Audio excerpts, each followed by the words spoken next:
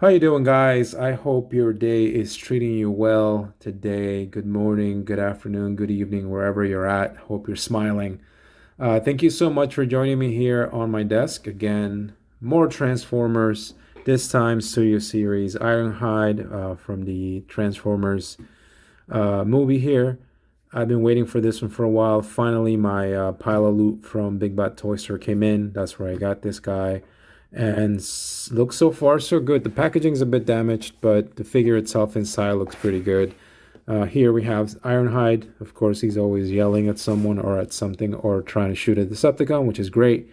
Here's a figure himself in bot mode and his band mode, and they also show you get a bit of a background there, so that's really cool. What excites me the most about this one is getting the eventual Ratchet. Hopefully, we get a Ratchet using the same mold. I do not have the Siege version of Ironhide, so it's pretty cool that I was able to sort of skip that one and go straight to this 86 Studio Series. There, awesome artwork there of Ironhide. So without further ado, I haven't opened this guy, so I'll open him up and show you what the figure is all about. Hey guys, so finally got Ironhide here out of the box, and as you guys could see, first impressions are he's pretty awesome. Very G1. So if you're looking for your G1 fix like I am with an Ironhide figure, this is definitely it. I do not have the Siege figure.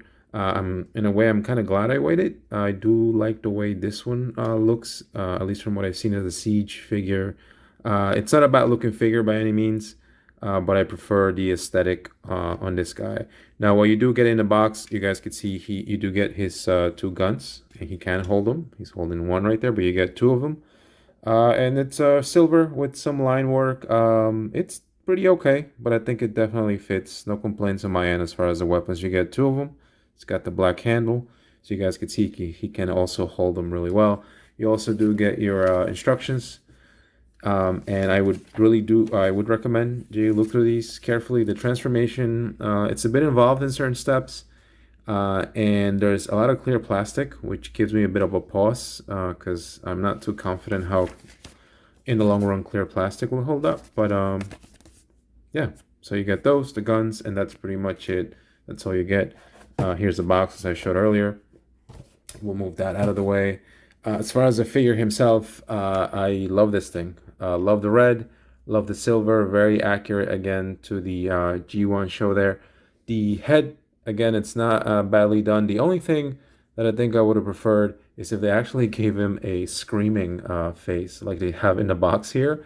Right now he's smiling, and I actually do, I think that obviously anytime I think of Ironhide, he's like yelling at someone or at the Decepticon anyway, so I think that would have fit him better. But this face is by no means terrible or anything. It's great. It's definitely the part, as you guys can see, the red's really well done. Red, gray. Again, I love the fact that this is very G1, and you know what? He looks great. He has a bit of the back kibble, but it's nothing like crazy, you know? And I think overall, Alicia's on first looks, he's cleaned up pretty well. There you see him holding his gun. I guess to get some of the negatives out of the way that I'm not too crazy about is the hollowness here. Granted, this is where the hand will go for transformation, but you know, thinking of figures like G-Axis or Tarn, you know, they were able to cover up the hands and, you know, sorry, the forearms, to sort of not have these sort of just empty space there. But that's more of a nitpick of mine. I think overall he looks great. As far as the articulation on this guy, I mean, he can look up, he can look down, you can fully turn his head around. The arms kind of have this accordion thing going on here, this plastic molded piece, so they can go up. You can also move them out of the slot, but this is for transformation purposes. But you can do that, and you know, turn the arms completely around. There's a joint here, elbow, just that one. The hands are not articulated, but they're very nicely well done, molded. You can turn them around. The waist, you can do a complete 360 here. So if that's your thing, he's very poseable there. The skirt here in the front is one piece, so it moves up and down. You can kick, and then you can bend the knee. The ankles themselves do have articulation. You can actually pull them out. That's part of the transformation. But if you needed to sort of put this in a certain way for posing, then I think this guy will definitely do well there. What else? You guys can see here the legs. You can turn them around. You can go back that much, etc. So he is pretty poseable from that end. I do really like the fact that they've managed to keep this G1 aesthetic, have a good looking robot mode, and give us some great articulation. This is definitely a great figure, I would say. Now, the one aspect that I don't like, other than the nitpicking of the hollowness, is you will note as I go through the transformation that there's a lot of clear plastic on this character here. And I mean, you'll see it here on the legs, clear plastic on the front, on the windshield, on the sides. And obviously, I know, they use it for whatever reason, but I think in this case, they're using this clear plastic on a lot of pieces that tab into each other. And I'm quite wary of the longevity of this clear plastic if you tend to transform your figures a lot. But speaking of transformation, let's see if I can take you through it. I will attempt to take you through it as we go now. But essentially, I usually start off like this. First thing we'll do is we're going to pull this chest piece out. So you pull that out, and this is where the roof is. You pull that out, and then there's side panels here. You're going to pull those out so that they sort of form the sides of the side windows here of the top here. So once you're like that, you're going to then hide this head. So just rotate it all the way down, make sure it's like that. And then you can push this in. You don't have to, there is no place for this to tab in yet. So you can just leave it loose like that. Next thing to do is to go back here. And this is essentially the front bumper. And you're going to pull this down. And just try to have it down as far as you can, pretty much like that. Once you do that, the next thing to do is we are going to separate essentially the red section here of the upper torso from the gray. So essentially we're going to find a good place to grab it from and split it. So you guys can see how that fits in there.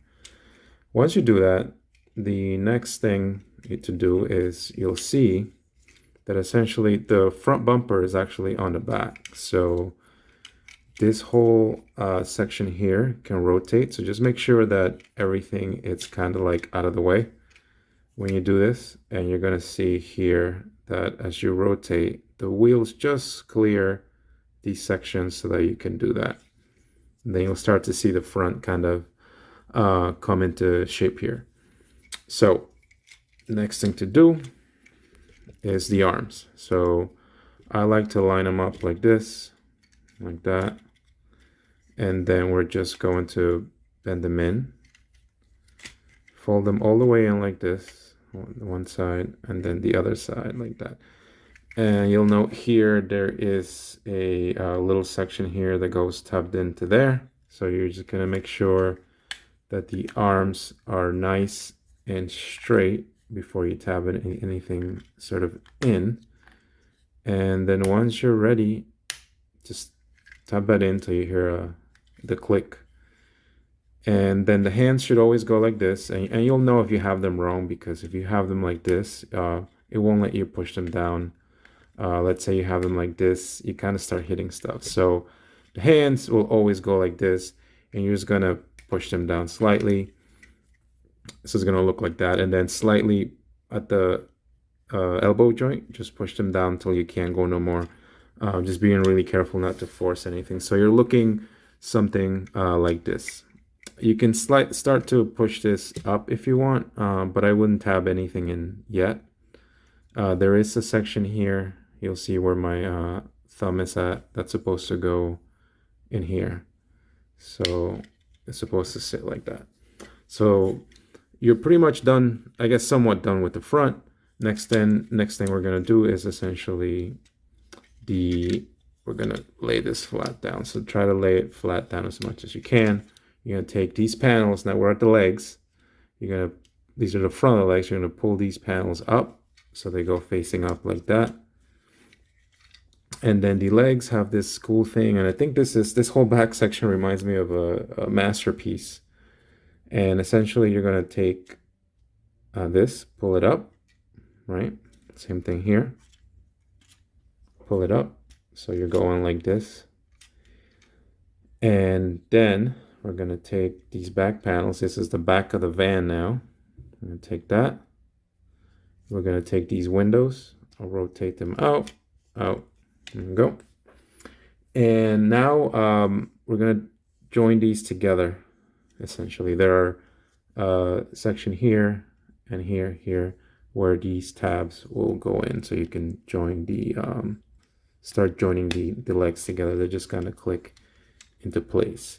So once you have that, you know, the instructions tell you to have it somewhat sitting like this, right? So that's pretty much where you kind of want to be right here. Next thing to do is they tell you to join these two panels here together, right, to make the roof. But what I noticed is from trying to transform this earlier and pushing it in, I don't know if you could tell, the little tab here on the left, it's kind of bent in. So what I would recommend is, rather than pushing this in together, is take this section, lower it down a little, and just try and have it fit in there from the bottom. So it grabs, and then you can do that. That seemed to work better for me. And then there's another tab section here that you can just place together.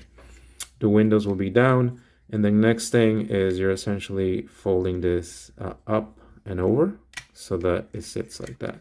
You will see that there's tabs here and here, not tabs, but sections where these tabs will go in. Same thing here. There's these sections where these things will go in. So essentially we are going to then try and line these up so it looks somewhat like that. Next thing is we're going to slightly deviate from the instructions, but just pull these up, these panels here, fold. Don't click them in quite yet, because we need to tab in this section right here on the back. So make sure everything's straight. You'll see that there are again more tabs to go into this section. So, and you can separate it. Essentially what I do is I go this section first and I make sure that it's tabbed in, and then I go this section next and I just make sure that I'm tabbed in like that, and then just align that and you should be okay. And that's a whole back. Now this is where I have a bit of an issue. As you guys could see, clear plastic, this is all clear plastic here, and these are sections that, as you could see, they're meant to tab in, and they kind of hold the car kind of together, the car mode. So again, I would be really careful with when you're messing around with these, because I don't know how long something like this is sort of for example here gonna last. But once you're kind of looking somewhere like this, you still see this is loose, that's fine. We can fix that towards the end. You're then going to fold these panels in, but before that you'll notice is again another tab here that's gonna go in there right by the wheel. So you're essentially going to fold that in, try to have the roof fit in that way, right? And same thing here, and you're gonna tab these two roof panels together. They tend not to stay together for me for whatever reason, but the next step will sort of put them all in. Now where I had a bit of an issue again too is more clear plastic.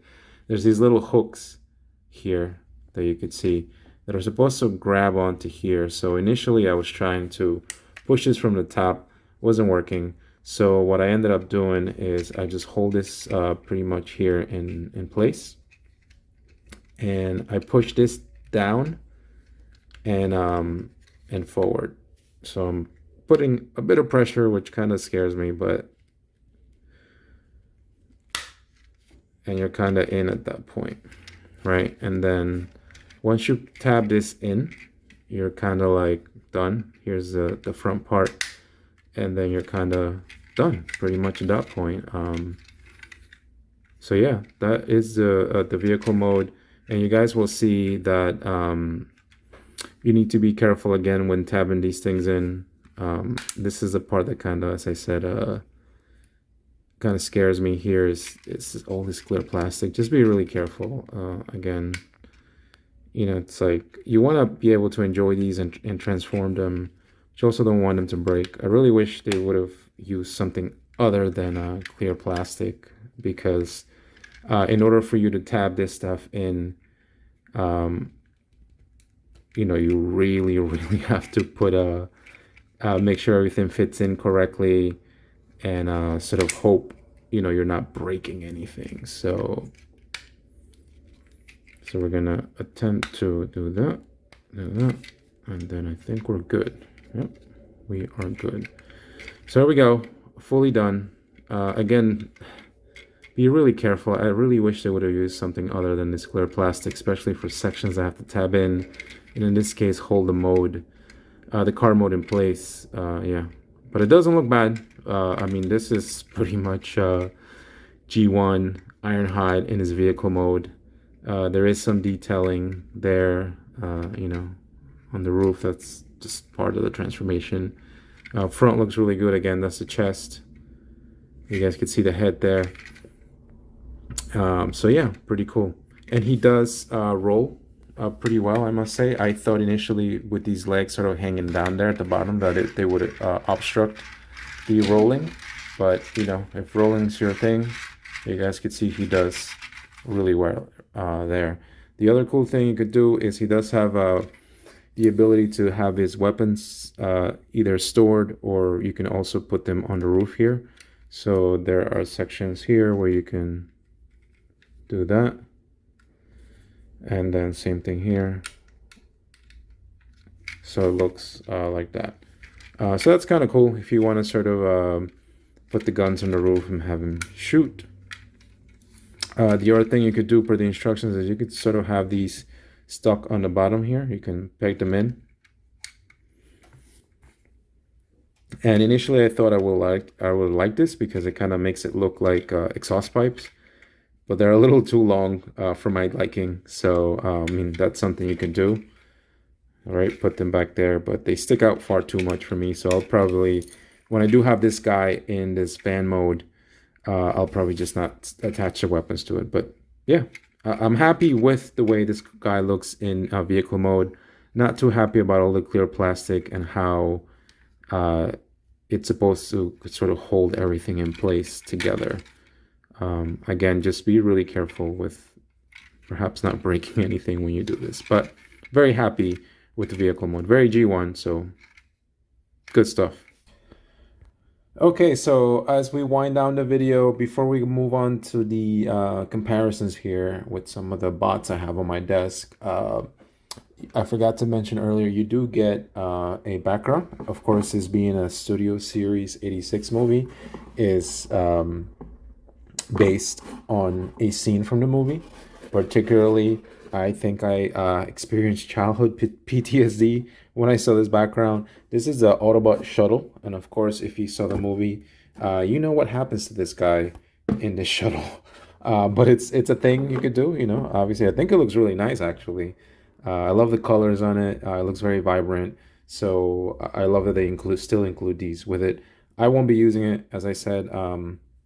You know, I usually tend to throw out my boxes, but again, it's a nice background from the movie. Of course, such heroic nonsense that is where this guy gets his face blown off, I believe. So that's a thing you could do.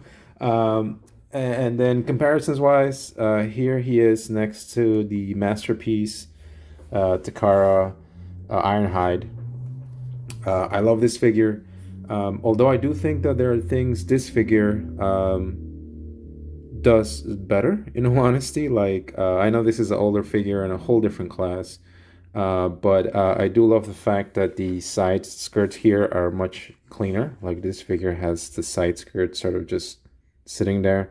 The back, I think I actually do prefer the way the back on this guy looks versus the wheels in his butt here, and the way they look. This is a great figure. I still like it. I love that I have it in my collection. But I think, admittedly enough, there are things that this guy does a little better. In my opinion, anyway. So, but there you go. Again, whole different class of a robot there. So, but just wanted to show it. It's nice to have these two, right? Masterpiece scale, and then whatever scale this is supposed to be nowadays. But there you go, two Ironhides. So we'll move him out of the way, and we'll start off with the comparisons here. So you guys saw earlier Mega Man hanging out in my desk. So hey, why not? There you go. There's Mega Man and Ironhide hanging out together. That is the Bandai Mega Man. So we'll move Mega Man aside. Here he is next to Starscream. This is the Earthrise version of Starscream, which is also the Coronation Starscream. So, but there you go. That's how they fit. I think I love that scale. Love how they look together. Another Decepticon here, and is the one that sort of ended Ironhide here. Here he is next to Megatron. This is the 35th anniversary Siege mold Megatron. But again, the scale there works pretty well, I think. So yeah, we all know how this pairing ends up in the movie, but you can always recreate that scene. There you go. There's Megatron. Another Decepticon here. Here he is next to Blitzwing, the triple changer from the Legacy line. And all these, I love that fact that Legacy and Studio Series, and then Kingdom before that, and Earthrise and Siege, for the most part, it could all fit together really well. And I think it's awesome that we're getting these G1 figures. But there's Blitzwing next to Ironhide. So we'll move him aside. Let's start off with his buddy here. I always think that these two are French or something. But there's Cup and Ironhide. I do think the Cup may be slightly undersized, or maybe just my preference that I would have preferred that they were both around the same size. But there you go. They look really cool nonetheless. Ironhide looks like an absolute beast of a unit though, next to Cup here. But they look really cool. So that's Cup out of the way. Let's keep going here. Here he is next to the Studio Series Perceptor. Again, from the cartoon / movie, and awesome. They look great together. So that is awesome to see. Here he is next to this is Kingdom Huffer, if I remember correctly. I have too many figures, so I can't really recall the names. So I could be wrong, but that is Kingdom Huffer. And again, they all fit in really well. For example, here he is next to with the Brawn from, I think that's Titans Returns Brawn, which is, I think that's considered like legend scale. But I think that kind of works. I do think this figure needs an update, and he should be slightly taller. Maybe not as big as Huffer, but a little close. But I think, again, that could work out really well. So we'll move these guys out of the way. We'll move him out of the way. Here he is next to the Netflix Bumblebee and the bus-worthy Bumblebee Cliff Jumper. And that looks awesome. That looks definitely the part. I love the way that looks. I think they scale pretty well. And then just to add here he is next to Studio Series Jazz. Again, looks pretty cool to have all these guys together. I think the scale works. The colors all pop. They look really awesome together. And then as we close, here he is next to Prime, Optimus Prime. They both look really cool together. This is probably how I'll try and display them on my shelf. Again, awesome figure. As I said, a great figure. A bit of a nitpick with the hollowness on the arms. Of course, I would be very careful with all this clear plastic when you're transforming him.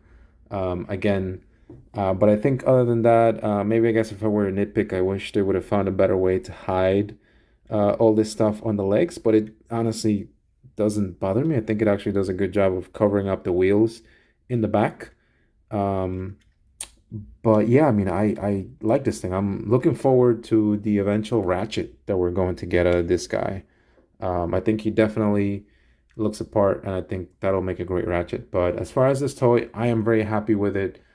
For me, it's definitely worth it. And again, he fits in really well with all the other Transformers there in my collection. The Autobot ranks are growing, and it's really, really cool to be able to mix and match all these different like lines, you know. So anyway, if you made it to the end, thank you so much. If I missed anything, if you have any questions, feel free to let me know. Leave a comment. But thank you so much for watching. Thank you so much for spending your very valuable time with me, Ironhide here. And take care of yourself. Be nice to yourself, to each other, and I will see you next time.